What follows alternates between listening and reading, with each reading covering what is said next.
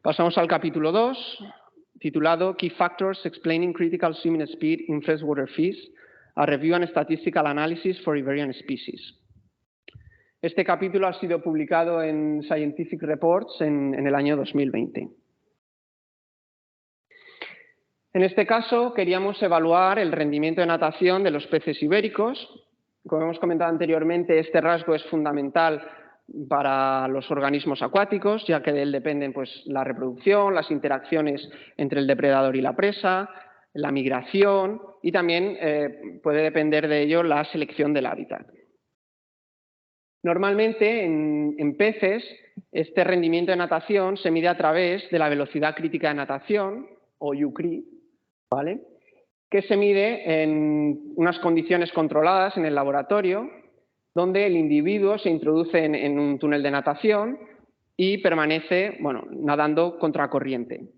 La velocidad de la corriente se va incrementando cada cierto intervalo de tiempo y el experimento finaliza cuando el pez, el individuo, es incapaz de mantener la posición frente a la corriente. Con toda la información recopilada durante ese experimento se puede calcular esa velocidad crítica de natación. Estas medidas han sido bastante habituales en salmónidos de Norteamérica, por ejemplo, ya que tienen un interés para evaluar la migración de estas especies y también porque son especies con cierto valor económico. Y nuestros objetivos eran recopilar toda la información disponible sobre velocidad crítica de natación en peces ibéricos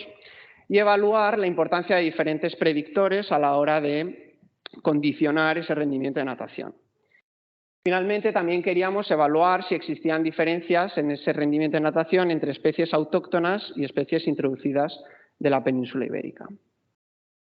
Nuestras hipótesis de partida eran que peces de mayor tamaño y con cuerpos más hidrodinámicos mostrarían un mayor rendimiento de natación y, por el contrario, esperábamos encontrar que las especies introducidas, las especies invasoras, mostraran una menor velocidad crítica de natación, ya que en general las especies introducidas en la península ibérica son especies bastante limnófilas que han sido introducidas de regiones con unos regímenes hídricos más estables que los que tenemos en la península y por lo tanto pensamos que esas especies introducidas mostrarían un menor rendimiento de natación, ya que también las especies autóctonas están mejor adaptadas en teoría a esos eventos de crecidas que tenemos por ejemplo en los ríos mediterráneos. En total conseguimos recopilar información para un total de 35 especies de 79 trabajos publicados entre 1959 y 2020. Para evaluar la importancia de los diferentes predictores utilizamos un modelo Random Forest y las variables que incluimos en el modelo fueron la identidad taxonómica, si la especie era autóctona o introducida, variables relacionadas con la morfología del cuerpo, la longitud total del individuo, la temperatura a la cual se lleva a cabo el experimento y el intervalo de tiempo entre el cual se produce ese incremento de velocidad. Finalmente, utilizamos diferentes modelos ANCOVA para testar diferentes hipótesis específicas, como por ejemplo si hay diferencias entre especies autóctonas o introducidas o diferencias entre las diferentes morfologías. Los resultados del Random Forest nos indicaron que la variable que en mayor medida condiciona el rendimiento de natación de los peces ibéricos es la longitud total del individuo, seguido de la identidad taxonómica y del intervalo de tiempo entre el cual se produce ese incremento de velocidad.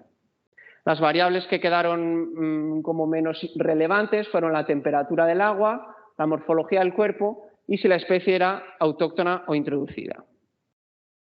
Como se puede ver en estas gráficas, existe una correlación positiva muy marcada entre la longitud del individuo y la velocidad crítica de natación, si bien esa relación cambia para cada una de las especies analizadas y es por eso que observamos aquí esta interacción significativa en el modelo. En contra de nuestras expectativas, no observamos diferencias en el rendimiento de natación entre especies autóctonas introducidas, pero sí que observamos diferencias en función de la morfología del cuerpo. Así, especies más fusiformes y alargadas muestran un mayor rendimiento de natación que especies anguiliformes o especies con cuerpos más achatados.